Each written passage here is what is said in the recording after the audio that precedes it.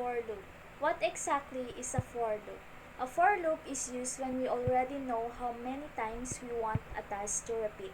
It is commonly used for counting. The function of the for loop. The loop starts with an initial value, checks the condition, and updates the value every time it repeats. It is stopped when the condition becomes false. That Java syntax is the structure for traditional counted for loop. It is designed to run a block of code repeatedly as long as a specified condition remains true. Initialization. This part runs once at the very beginning of the loop. It typically declares and sets an initial value for a loop counter variable. Condition. This is a Boolean expression that is checked before every single iteration. If the condition evaluates to true, the code block inside the loop is executed. If it is false, the loop terminates and the program continues with the code immediately following the loop. Update. This statement is executed after every single iteration of the loop body finishes. It is typically used to increment or decrement the loop counter variable, moving the loop closer to meeting its termination condition. Lastly, repeat code. This is the body of the loop. It contains the block of code that will be executed repeatedly as long as the condition is true.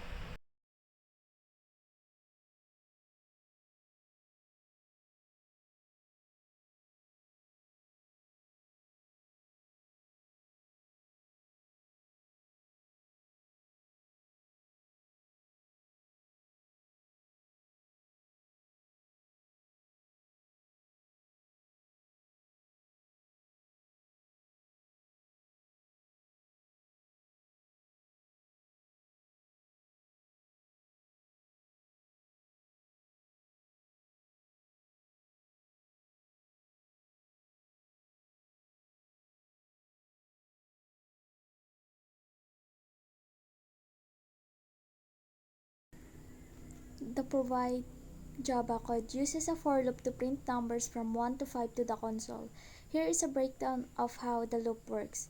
Initialization, int I equal to 1. A loop counter variable I is declared and initialized to 1. This happens only once at the beginning of the top. Condition I. Before each iteration, this condition is checked if it's true, meaning is I is less than or equal to 5. The loop body executes. If it becomes false, the loop terminates. Body execution. System.out.println. This statement prints the current value of I preceded by the next number. Increment or iteration expression. After the loop body executes, the value of I is incremented by 1 from 1 to 2, 2 to 3, and so on. The process then repeats from the condition check. The output produces said by this code will be number 1, number 2, number 3, number 4, and number 5. Let's move to the second topic called while loop. What exactly is while loop? A while loop repeats as long as the condition is true.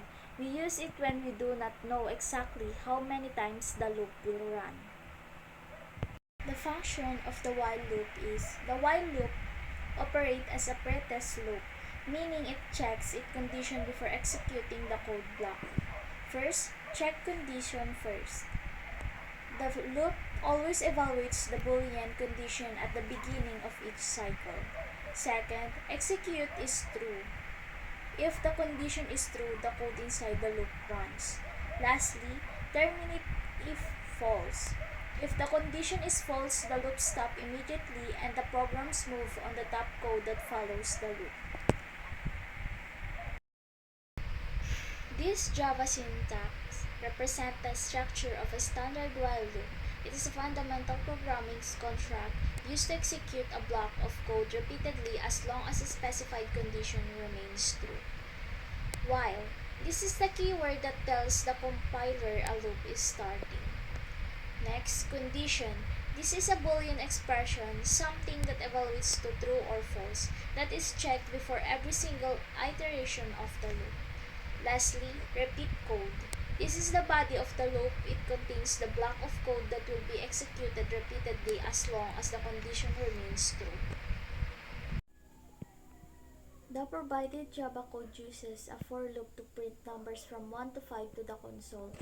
Initialization int I equal to 1. A loop counter variable I is declared uninitialized to 1. This happens only once at the beginning of the loop. Condition I less than equal 5. Before each iteration, this condition is checked. If it's true, meaning I is less than or equal to 5, the loop body executes. If it becomes false, the loop terminates. Body execution system.out.println. This statement prints the current value of I preceded by the text number. Increment iteration expression. After the loop body execute, the value of I is incremented by 1 from 1 to 2, 2 to 3, and so on. The process then repeats from the condition check. The output produced by this code will be number 1, number 2, number 3, number 4, and number 5. The last thing I will discuss is do-while loop. The do-while loop is the third and final major type of loop structure in programming. And what is the do-while loop means? The do-while loop is a programming control structure used for repetition, iteration that guarantees a specific block of code executes at least one time. It is characterized as a post-test loop because the condition that controls whether the loop should repeat its check after code block runs rather than before it. The function of do-while loop is used when a task must run at least once before the condition is checked. This code inside do block runs first, then the condition is checked. If true, it repeats. If false, it stops. The syntax of do-while loop. Do marks the start of the loop block. Open and close braces or brace block contains the instructions that will run at least once. While condition, the condition is checked after executing the code inside the braces. Semicolon, important and required at the end of a do-while loop.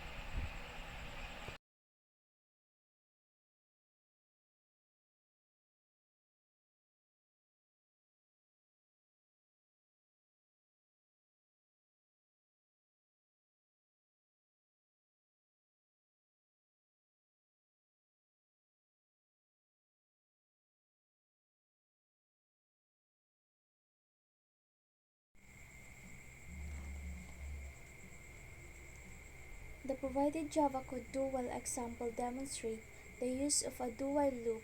Initialization. An integer variable I is initialized to the value 1.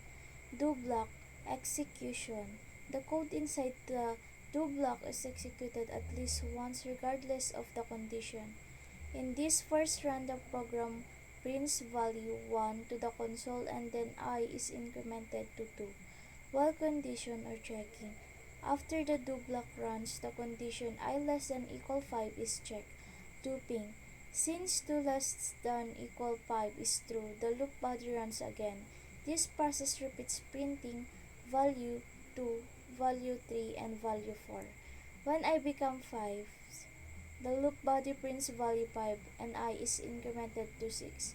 The condition 6 less than equal 5 is evaluated as false, so the loop terminates.